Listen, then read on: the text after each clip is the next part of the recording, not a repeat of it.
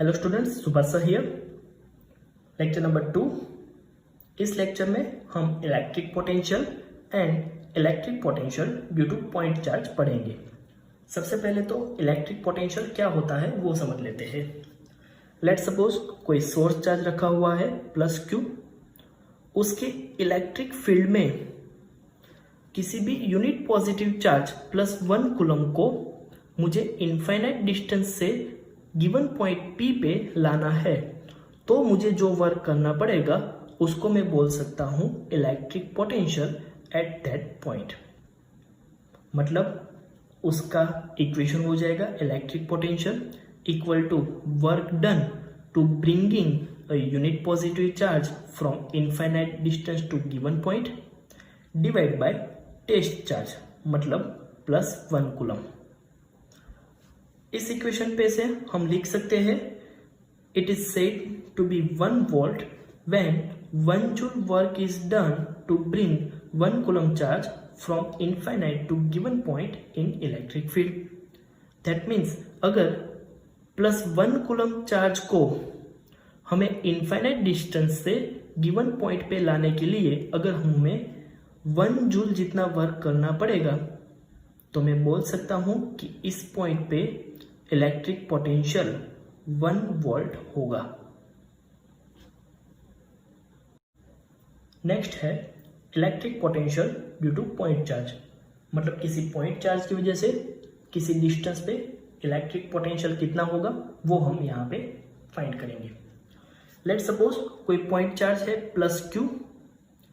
इस point charge की वजह से इस चार्ज से आर जितने डिस्टेंस पे पी पॉइंट पे हमें इलेक्ट्रिक पोटेंशियल फाइंड करना है। लेकिन जैसे कि हमने इलेक्ट्रिक पोटेंशियल की डेफिनेशन में देखा कि किसी भी पॉइंट पे इलेक्ट्रिक पोटेंशियल मतलब यूनिट पॉजिटिव चार्ज को इनफाइनाइट डिस्टेंस से गिवन पॉइंट पे लाने के लिए जो वर्क करना पड़ता है वो मतलब इलेक्ट्रिक पोटेंशियल। तो यहाँ पर भी हमें किसी यूनिट पॉजिटिव चार्ज को इनफाइनाइट डिस्टेंस से इस पॉइंट पे लाने के लिए कितना वर्क करना पड़ रहा है वो फाइंड करना पड़ेगा।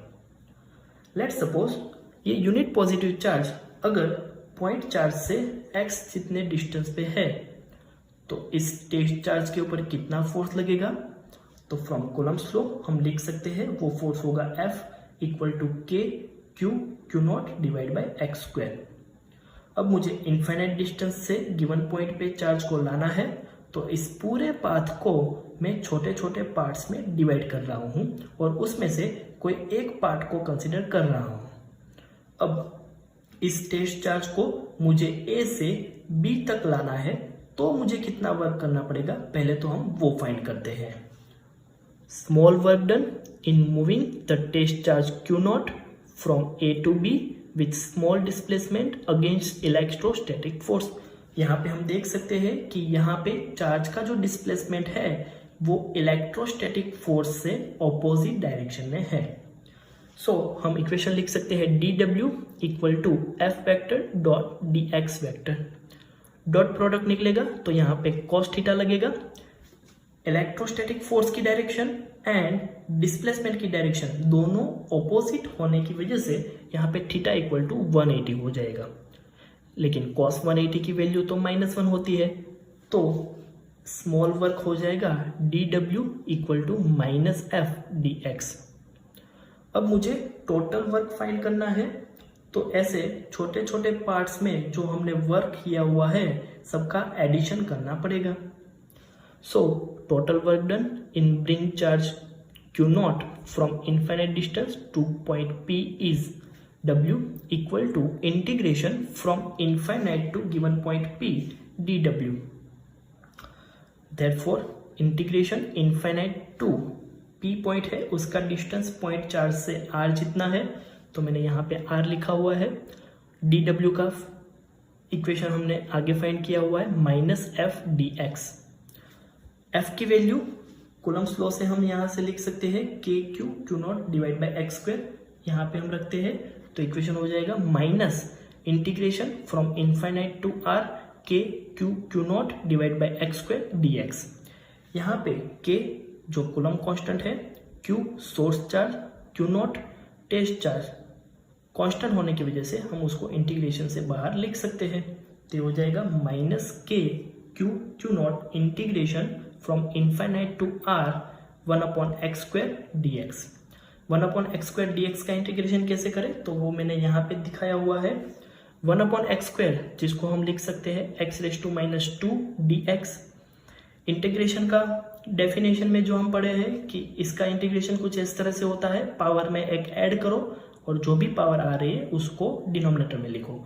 सो ये हो जाएगा x⁻² + 1 divide by -2 + 1। So x⁻1 divide by -1।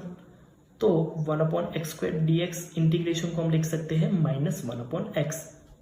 यहाँ पे मैंने लिखा हुआ है। सो फाइनल इक्वेशन हो जाएगा minus K q not -1/x upper limit r lower limit infinite.